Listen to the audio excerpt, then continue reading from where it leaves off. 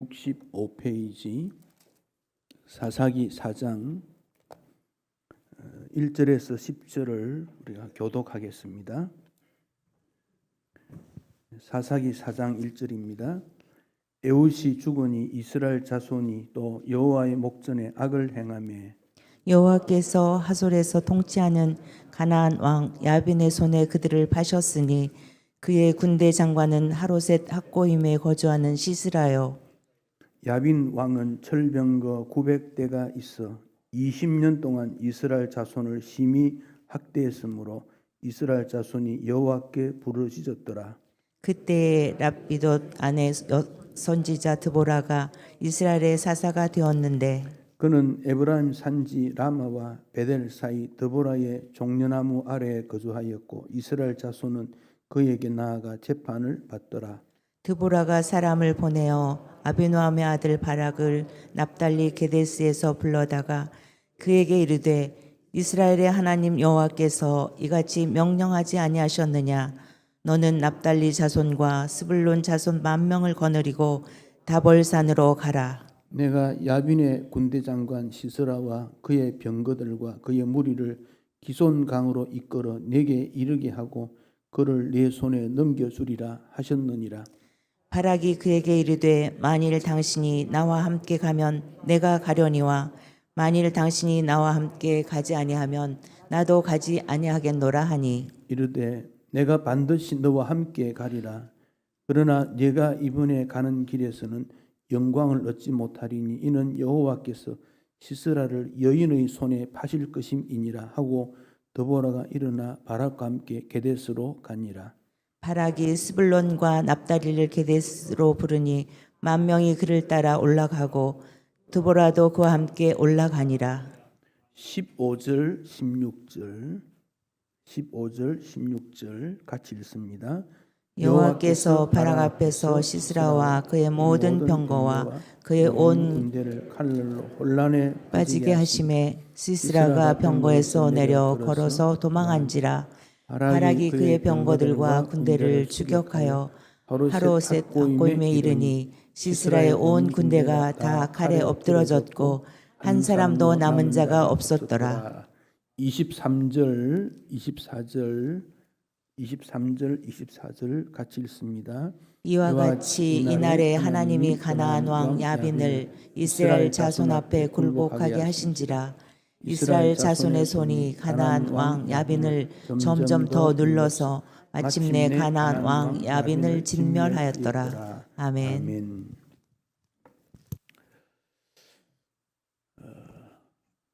하나님께서 이스라엘 백성들을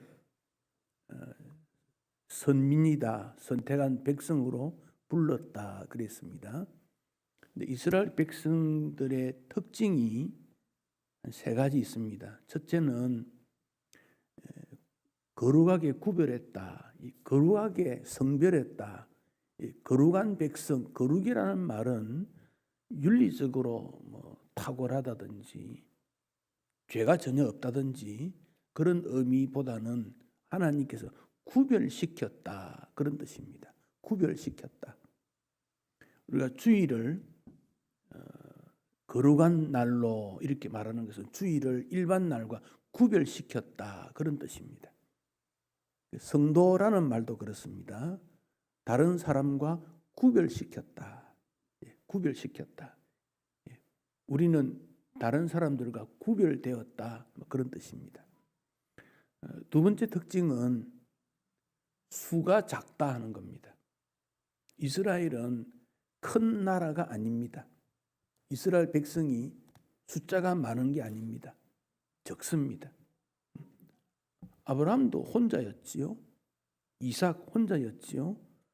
야곱부터 아들 12이 나타났지요. 그렇게 해서 남자만 한 60만 명, 어린이 노인 다 합치면 한 200만 명 정도인데 많은 숫자가 아니지요. 지금도 이스라엘은 많은 숫자가 아닙니다. 적은 숫자입니다. 세 번째 특징은 하나님의 인도하심을 받으면 그들은 항상 승리합니다. 그러나 하나님의 인도하심에 순종하지 않으면 그들은 어려움이 당합니다. 세상 사람들은 뭐 구별되었느니 뭐 거룩하니 이런 말 쓰지 않습니다. 숫자가 많은 것 좋아합니다. 하나님의 인도에 대해서 무관심합니다. 오히려 불편하게 생각합니다. 이스라엘 백성, 오늘의 우리는 구별되었다. 항상 생각하셔야 됩니다. 그래서 하나님께 영광을 올려드리는 그런 모습으로 살아야 합니다. 숫자가 많지 않습니다. 그렇지만 복음은 예수님 오실 때까지 지속될 겁니다. 숫자가 많다고 기독교가 왕성하고 숫자가 작다고 약하고 그런 게 아닙니다. 숫자와 관계없이 하나님의 인도하심을 받음으로 우리는 끝까지 믿음 생활하게 될 겁니다. 구약에 보면 이 전쟁이 많이 나옵니다. 그 전쟁은 그 당시 사람들이 생각할 때 나라와 나라의 민족과 민족의 전쟁은 그 나라가 믿는 신과 그 나라의 신과의 싸움으로 여깁니다. 그러니까 이스라엘이 믿는 여호와 하나님이 다른 이방 신들보다 위에 있느냐 밑에 있느냐 살아계시느냐 존경을 받느냐 물리치느냐 그 전쟁입니다. 그러니까 하나님께서 친히 전쟁에 개입하십니다. 또 이스라엘 백성들은 구별되었기 때문에 자기들을 억누를 때 문제가 있을 때 하나님의 은혜를 구하고 전쟁을 치를 수밖에 없는 그런 시대적 상황을 우리가 성경에서 볼 수 있습니다. 요한계시록에 가면 최후의 승리라고 말했습니다. 전쟁은 승리해야 됩니다. 전쟁은 패하면 포로로 잡혀가고 전리품 뺏기고 땅 잃고 가족이 흩어지고 슬픔과 비참한 것뿐입니다. 그러나 승리한 자에게는 평화와 자유가 주어지게 되고 전리품도 얻게 되고 그래서 고대로부터 전쟁을 나갈 때는 백성들이 승리하고 오라고 격려를 하고 전쟁에 승리하고 돌아오면 개선문을 만들어서 두르게 합니다. 개선문을 만들었습니다. 지금도 프랑스에 그 개선문이라는 문을 만들어서 나폴레옹이 그 거리로 지나가고 오고 뭐 그랬다 하지 않습니까? 지금도 사람들은 전쟁에서 승리하기를 꿈꾸고 소망하고 있습니다. 그럼 왜 하나님을 믿는 백성들이 전쟁에서 패배하고 밀리고 포로로 잡혀가고 그럽니까? 그 이유는 구별된 하나님의 백성들이 구별된 모습으로 살지 못하기 때문에 그렇습니다. 그러니까 우리는 근본적으로 하나님의 백성입니다. 이거 오리지널입니다. 오리지널. 가짜가 아닙니다. 유사 그리스도인이 아닙니다. 예수 믿는 것 같기도 하고 아닌 것 같기도 하고 유사 그리스도인 아닙니다. 참 그리스도인, 참 성도입니다. 그런데 참 성도가 세상의 유행에 따라 색깔이 싹 변질합니다. 변질이 변해버립니다. 그걸 뭐라고 하느냐? 타락했다 그럽니다. 그럼 타락된 그 상태에서 다시 원 그리스도인으로 돌아오는 것 회복이지요. 이거 구원받았다 그렇게 표현합니다. 사사기 내용을 보면 그래요. 사사기는 어떻게 보면 청년들의 기질과 유사하다 그렇게 볼 수 있어요. 어떤 때는 기분이 좋고 하나님 잘 섬기다가 그만 어떤 유행이나 주변에 좋은 일이 있으면 그만 하나님으로부터 조금 멀어졌다가 또 징계를 받으면 깨닫고 하나님 앞으로 돌아오고 역동적이기도 하고 부러지졌다. 하나님의 은혜를 받았다. 승리했다. 평안했다. 그러다가 또 타락하고 그런 역동성이 있지만 출렁거리는 신앙의 모습이지요. 그러나 신앙이 어느 정도 뿌리가 내리고 장년이 되면 출렁거리는 신앙이 되면 안 됩니다. 항상 편온을 유지하면서 하나님을 향해서 전진해서 그 길에서 벗어나지 않아야 됩니다. 좁은 길이지만 천국을 향하여 한 발자국씩 나아가는 그 길을 걸어야 합니다.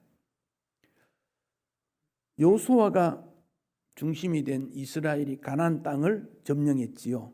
하나님의 뜻 가운데 점령하면서 가운데 땅, 중부 지방을 하고 북부 지방, 남부 지방, 가나안 땅을 차지하는데 한 7년쯤 걸렸어요. 근데 지치니까 일부 완벽하게 차지를 못하고 산지라든지 골짜기라든지 외곽지대는 가나안 부족들이 남아 있습니다. 그리고 12지파가 땅을 분할하게 되는데 땅 분할하는데 10년 걸렸어요. 전쟁보다 더 어려웠어요. 그러니까 17년이 지나고 요단강을 건너서 17년이 지난 다음에 이제 평화가 깃들게 되고, 그때 여호수아가 죽습니다. 하나님 잘 섬겨야 된다. 유언도 하고 나와 내 가족, 내 가문은 하나님만 섬길 거야 선언도 하고.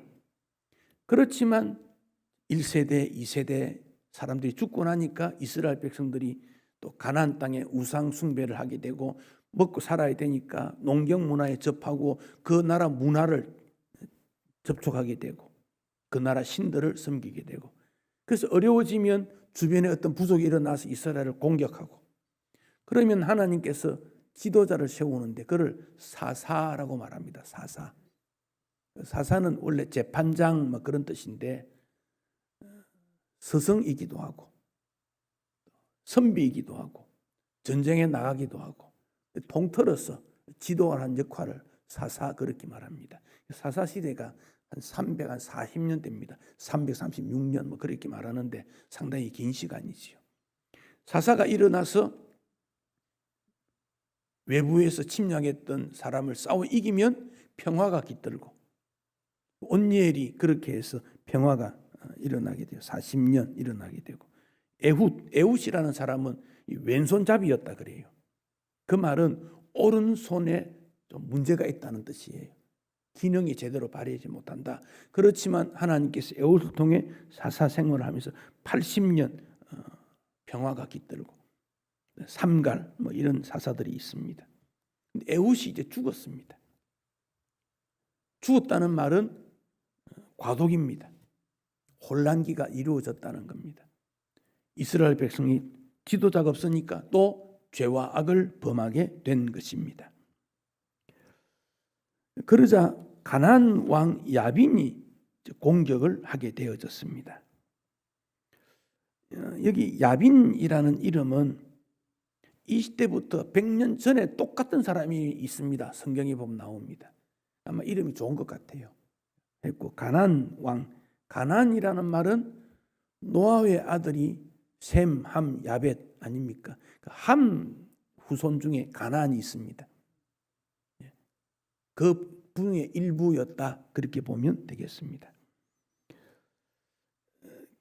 그 가나안 왕 야빈이 하나님을 대적했고, 그래서 이스라엘에 조금 힘이 떨어지니까 자기들은 힘을 모아가지고 전쟁을 일으켜서 이스라엘 백성을 지배하는데 3절에 보면 철병거 900대가 있었다 그랬죠. 철병거는 철로 된 무기, 요즘 같으면 탱크 같은 거, 마차 탱크 같은 기능을 가진 마차 이렇게 보면 됩니다. 이스라엘 나라는 이 철기 문화가 언제 들어오냐면 사울 왕 때도 없습니다.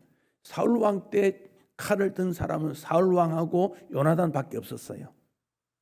그때가 언제냐면 지금부터 한 170년 뒤입니다. 그러니까 이스라엘은 철기 문화가 없는 때인데 이미 주변 나라들은 철기 문화가 다 있었다. 그러니까 이 전쟁이 되겠습니까?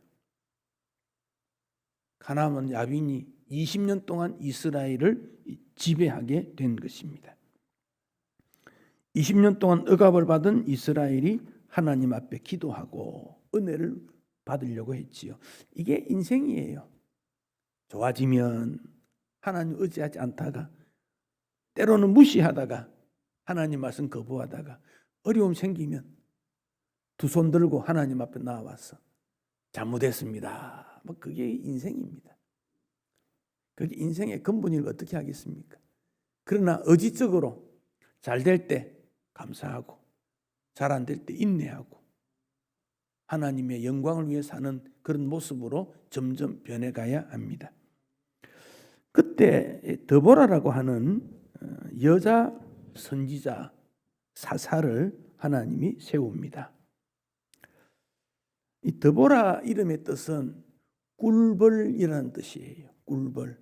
아마 부지런한 여인이었던 것 같아요. 율법 학자들의 글에 의하면 드보라는 성전에서 불을 피울 때, 불을 피울 때 심지를 이렇게 만드는 그런 일을 했다 그래요. 그러니까 성전을 늘 가까이 했던, 그래서 불을 밝히는 여인이었다 그렇게 볼 수 있고, 4절에 랍비도스의 아내 여선지자 그랬지요. 그 랍비도스의 아내, 남편 이름이 랍비도시다 그런 말도 있고, 그 랍비도 출신이다 이런 말도 있습니다. 랍비도는 지명 이름이기도 합니다. 그래서 드보라를 랍비도스의 여인이다 뭐 그렇게도 말할 수 있습니다. 근데 그가 뭐 했느냐? 5절에 보면 종려나무 아래에 거하면서 이스라엘 자손을 재판했다 그랬습니다.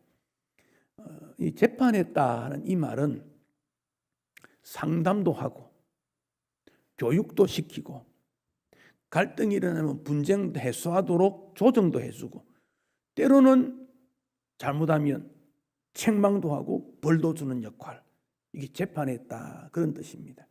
그러니까 이스라엘 백성들을 잘 가르치고 평화롭게 인도하고,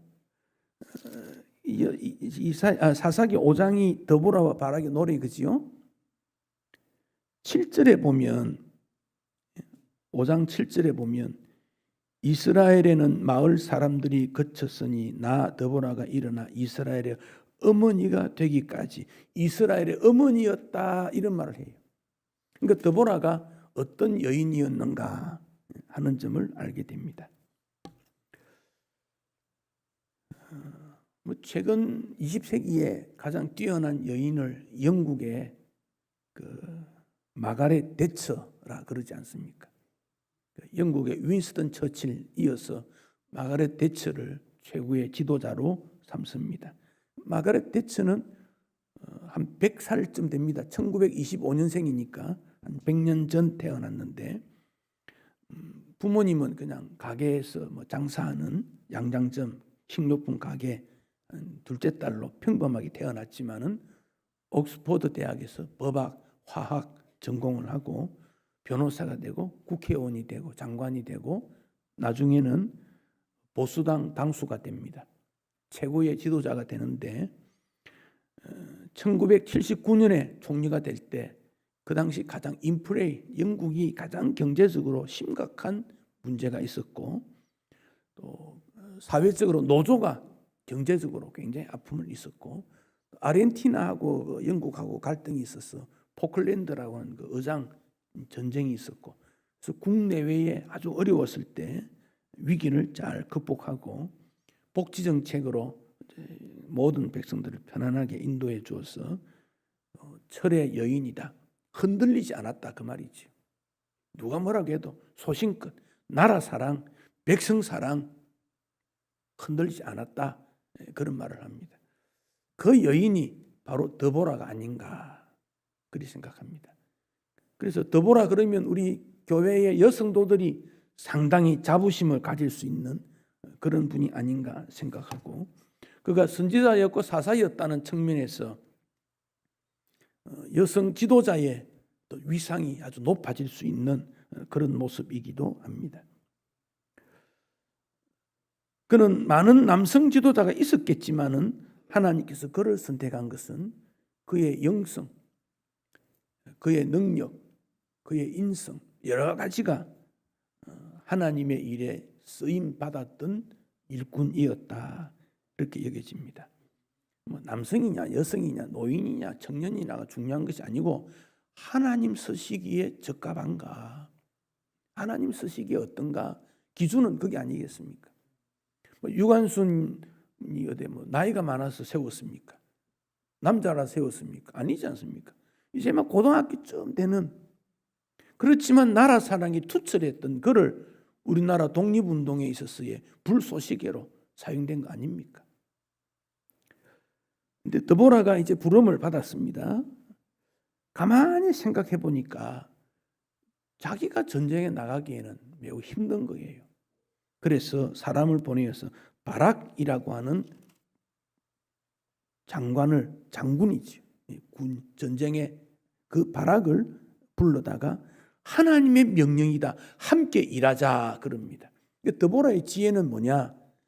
남자들을 잘 컨트롤했다. 그런 말입니다. 남자는 강하지만 그 강한 남자의 마음을 어루만져주고 일하게 만들고 존귀한 사람으로 만들고 일꾼으로 만드는 일에 여인이 있지요. 그가 드보라였다. 그런 뜻입니다. 이 바락은 그 이름의 뜻이 번개, 바락, 번개 비슷하지 않습니까? 그렇습니다. 근데 바락은 자기가 부름을 받았지만은 자신감이 없어요. 그러니까 드보라에게 전쟁에 나가라 하면 가겠는데 혼자 못 간다. 드보라 당신이 나와 함께 가야 되겠다.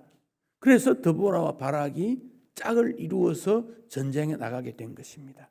그러니까 함께 일하는 거 참 중요하지요. 지혜도 필요하고 행동하는 실천하는 능력도 필요하고 이 조화가 될 때 일이 이루어집니다. 그래서 누구 한 사람이 잘할 수는 없어요. 지혜로운 사람이 있느냐 하면 실천하는 사람도 있고 아이디어 내는 사람도 있느냐 하면 그 일을 또 실제로 적용하는 사람도 있고 이렇게 어울려지게 되는 것이지요. 전쟁에 나갔습니다. 10절에 보면 바락이 스볼론 납달리를 게데스로 부르니 10,000명이 그를 따랐다 그랬는데 사사기 5장에 보면 14절부터 18절을 보면 14절에 에브라임, 베냐민, 스불론, 이사갈, 길르앗 이런 그 6개 지파 부족도 다 동원해요. 그것 보면 전쟁이라는 것은 한두 사람으로 이루어지는 거 아니다. 여기는 4장에서 10,000명 그랬지요. 근데 5장에는 보면 40,000명이라는 말이 또 나와요. 그러니까 숫자가 중간에 또 이렇게 불어났던 것 같아요. 8절, 5장 8절에 보면 40,000명이라는 말이 나와요.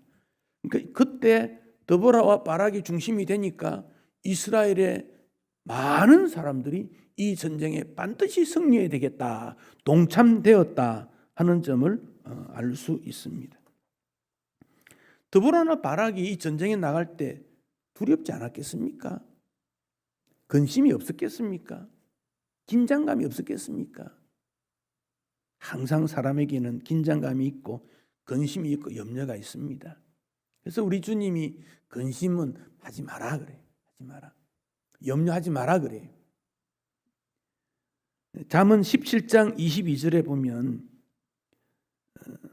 마음의 즐거움은 양약이라도 마음이 즐거우면 좋은 약이 된대요. 그러나 심령의 근심은 뼈를 마르게 한다. 그러니까 근심해가지고 유익되는 건 하나도 없습니다. 뼈가 마르다 골다공증이죠. 골다공증. 여성들이 근심을 더 많이 해서 골다공증 되는지 모르겠어요. 그건 말이 틀릴 수도 있겠는데 이 성경 말씀을 보면 그래요. 그래서 즐거운 마음 항상 기뻐해라. 기쁨은 담대함, 믿음으로 도전할 수 있는 그런 용기, 그게 기쁨이에요. 근데 근심은 뼈를 마르게 한다. 그러니까 우리 예수님이 염려해서 키를 더 크게 한 자라도 더 크게 할 수 있는 방법이 있나? 그리 묻지 않습니까? 없다 그 말입니다. 근심하지 말라, 염려하지 마라, 두려워하지 마라 많이 합니다. 지금 나라가 세계 속에 일어나는 일들을 볼 때 불안감이 조성되고 염려하고 있지 않습니까? 다 경험해 보았던 거 아닙니까? 하나님께서 어떻게 인도해 주실까? 거기에 관심을 가져야지. 염려 근심 대신에 기도하고 주님께 맡기는 일을 하는 것이 중요합니다. 그럼 드보라는 하나님의 뜻을 위한 근심이었다. 그렇게 볼 수 있어요. 드보라가 재판에 있지요. 어머니 마음으로. 사람들이 와서 하소연합니다. 우리 집은 이렇고 남편은 이렇고 이웃은 어떻고 드보라가 들을 때마다 마음이 다 무거운 거예요. 재판장이 권력이 있는 것 같지만 재판장이 권력 가졌다는 말은 겉으로 보는 거고 그 마음에는 재판하는 사람의 무거운 것들을 전부 짊어지는 것이 재판장이에요.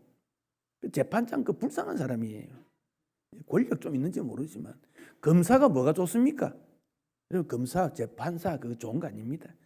그래도 뭐 우리 옛날에 우리 아버지 너는 그 차서 뭐 검사해라 판사해라 다 그 말 하지 않습니까? 지금도 그럴걸요. 그러나 검사가 판사가 되면 그 죄인들의 아픔 손해본 사람의 그 절규 판단이 굽어질까 해서 하소연하는 거 들으면 마음이 어떻겠어요? 그게 드보라의 심정, 어머니 심정이에요. 그렇기 때문에 드보라는 어떻게 이 나라가 이루어지면 좋겠다 그걸 아는 거예요. 평화라는 것이 그냥 주어지지 않지 않습니까? 그게 드보라의 마음입니다. 가지가 많은 나무는 바람 잘 날이 없다 그러지 않습니까? 아픔이 있는 나라는 문제가 있는 그 지역은 다 바람이 불게 돼 있어요. 그런 면에서 우리나라 정치인들은 좀 말도 좀 조심하고 백성들을 생각해서 좀 이렇게 조절하면 좋겠어요. 할 말, 다른 말 다 하지 말고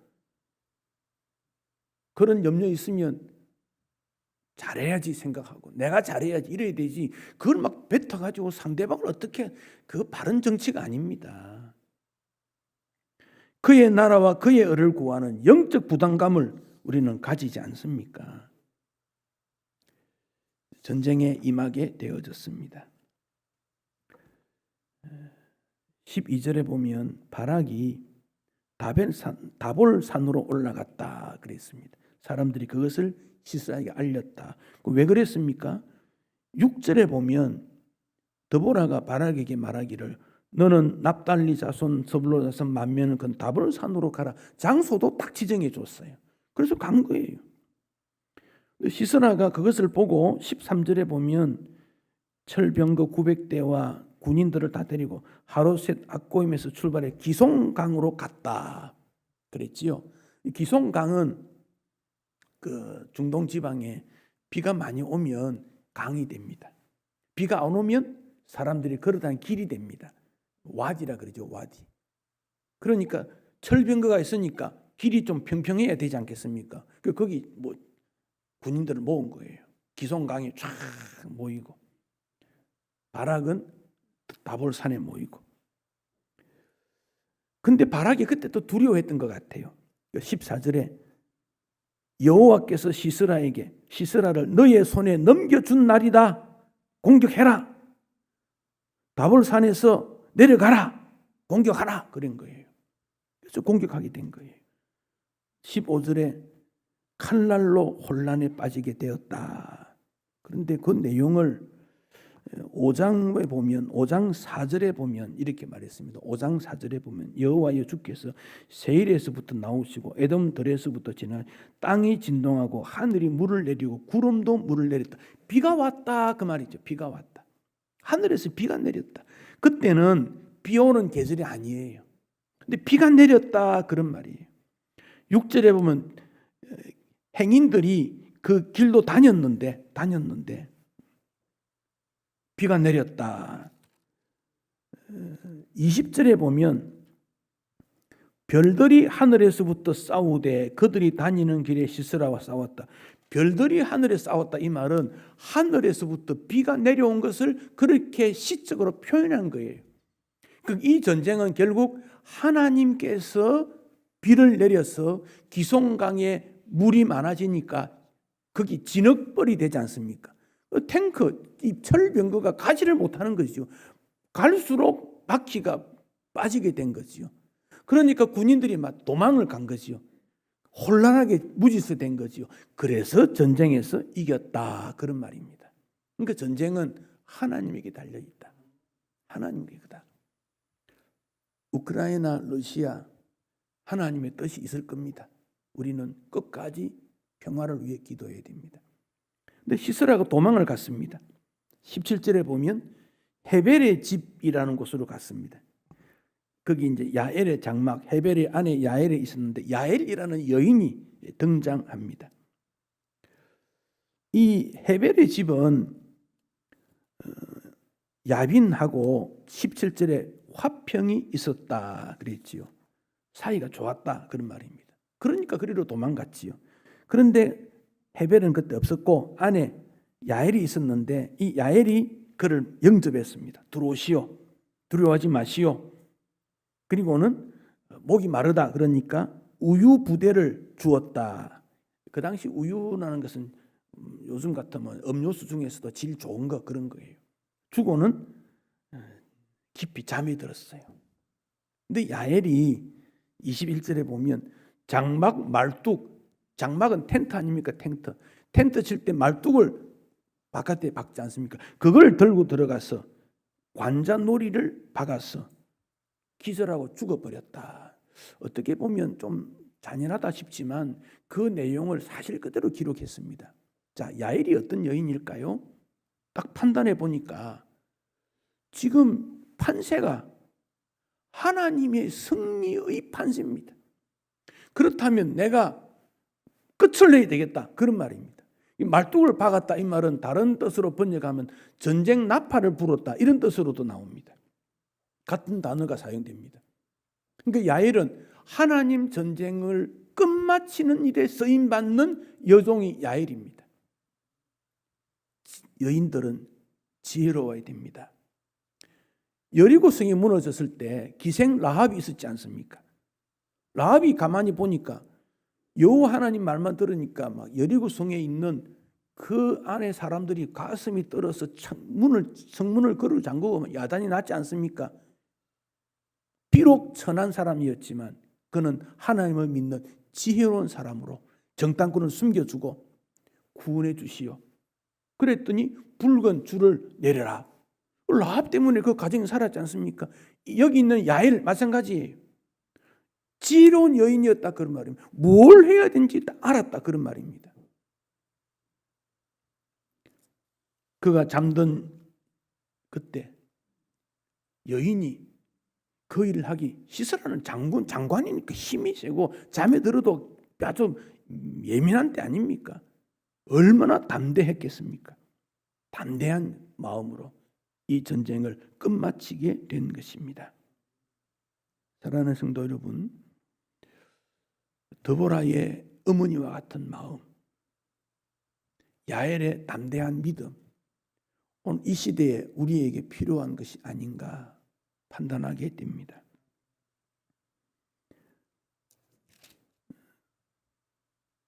사장 23절에 이와 같이 그렇게 해서 이날에 하나님이 가나안 왕 야빈을 이스라엘 자손 앞에 굴복하게 했다.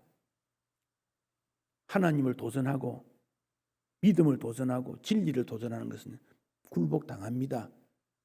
믿음으로 소신껏 일하면 승리하게 되어 있습니다. 24절에 보면 마침내 가나안 왕 야빈을 진멸했다. 시간이 좀 필요한 것 같아요. 그러나 하나님 나라 위해서 목표를 두면 반드시 승리한다는 것을 우리는 알 수 있습니다. 하나님께서 오늘 우리를 도우시고 은혜를 베푸시고 반드시 함께 하십니다. 두려워하지 마십시오. 염려하지 마십시오. 믿음으로 전진하면 승리합니다. 여러분이 계획하는 일들이 주 안에서 주님 뜻 가운데 승리되고 성공하고 그래서 하나님 나라의 큰 일꾼